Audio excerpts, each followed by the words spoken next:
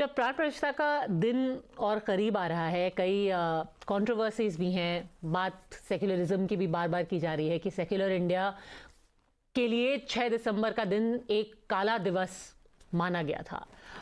आपका क्या इसमें आइडिया है सेक्युलरिज्म का, और आप जो अपने पर्सनल बिलीव्स हैं उनको प्रिंसिपल्स ऑफ सेक्युलरिज्म के साथ कैसे बैलेंस करते हैं? इस देश में राजनीतिक लाभ के लिए जब इस तरह के बयान दिए जाते हैं तो मुझे दुख होता है, मुझे कष्ट होता है। इस देश में यह भी हुआ कि राम तो पैदा ही नहीं हुए थे। कोर्ट में जाके लोगों ने ये कहा सिर्फ इसलिए क्योंकि राजनीतिक लाभ उठाया जा सके। कैसे संभव है? कल को तो आप कह दोगे सूरज नहीं है, सूरज की रोशनी नहीं है। कल को आप कह दोगे चंद्रमा नहीं है। कल को आप कह दोगे हवा ही नहीं है। अरे भगवान राम, हर जगह राम है।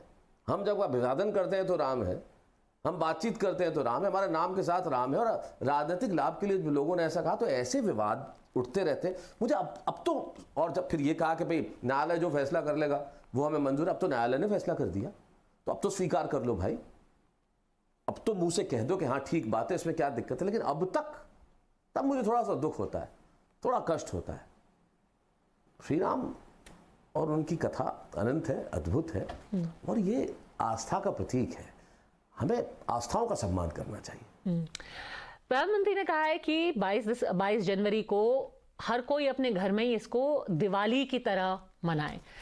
आपके लिए कैसे इसको दिवाली की तरह मनाया जाएगा? कुछ अगर पंक्तियां आप बता सके हमें। देखिए, मैं एक प्रसंग मुझे याद आता है, ये मैंने सुना था, मैं वो सुनाना चाहता हूँ। वो प्रसंग कि जब केवट नाव से पार कराते हैं भगवान श्री राम और माता सीता को, और पार कराते हैं तो उनके पास केवट को देने के लिए कुछ नहीं। माता सीता की ओर देखते हैं तो वो अपनी अंगूठी उतार के दे देती है कि इन्हें दे दें। और देखिए, हमारे भारतीय, हमारे बड़े बुजुर्ग जो हमें परंपराएं जो हमारी हैं, जो श्रुति परंपराएं जिसमें एक प्रसंग सुनाया करते थे, उनमें कितना ज्ञान, कितनी अद्भुत बातें छुपी हुई, और जीवन दर्शन कितना बड़ा छुपा हुआ है। तो ये मेरे बचपन में मैंने सुना था। तो केवट जो है वो हाथ जोड़ के कहते हैं, प्रभु मुझसे आपसे कुछ नहीं चाहिए। वो एक पंक्ति कितनी बड़ी है जो केवट के मुंह से निकलती है। वो जो नदी पार करा के, जिसकी आजीविका का साधन वो है, जो कमाता उससे है, जो खाता उससे है, जिसे अन्न उससे है, लेकिन जब प्रभु आए और उसकी नौका में बैठे हैं तो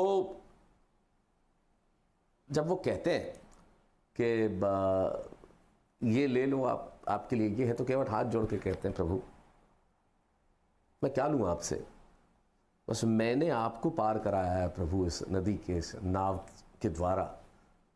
जब मैं आपके चरणों में आऊं तो मुझे भवसागर पार करा देना। ये अद्भुत है। ये हमारे देश की परंपराओं में है। तो मुझे बड़ी खुशी महसूस होती है। मुझे नहीं मालूम कि ये 22 जनवरी का जो दिवाली का ये जो त्यौहार है, ये 140 करोड़ लोग जो हैं इस देश के निवासी, मुझे कहने की शायद आवश्यकता नहीं है, और आपको भी किसी को कहने की जरूरत नहीं होगी।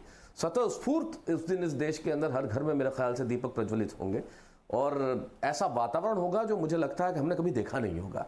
ये मेरे हृदय से कह रहा हूँ, क्योंकि ये कुछ चीज़ें ऐसी होती है ना जो आपको कहने की आवश्यकता नहीं होती है, आपके भीतर से निकलती है वो चीज़ें, और ये भीतर से निकल के आएंगी, इसमें कोई संदेह नहीं है। और उसमें कई सारी चीज़ें हैं जो कि बहुत बदल गई हैं। जो हमने बचपन में देखा था, जो आप श्री राम आरती हम करते थे, या फिर हम पाठ करते थे अपने घर के बड़े बुजुर्गों के साथ, अब जो कि 22 जनवरी को जो एक काउंटडाउन है उसमें दिख रहा है कि एक नए नए गाने बन करके आ रहे हैं, modern versions of Shri Ram धुन, बच्चे उसमें नाच रहे हैं। आप कैसे रिएक्ट करते हैं जब आप देखते हैं कि एक हमारी श्रुति परंपरा थी, हमारे भजन थे और गीत थे, और अब जिस तरीके से लोग रिएक्ट कर रहे हैं, जिस तरीके का म्यूजिक या पोएट्री श्री राम को सेलिब्रेट करने के लिए हम देख रहे हैं? देखिए, इस देश के हर घर में ऐसा संभव ही नहीं है।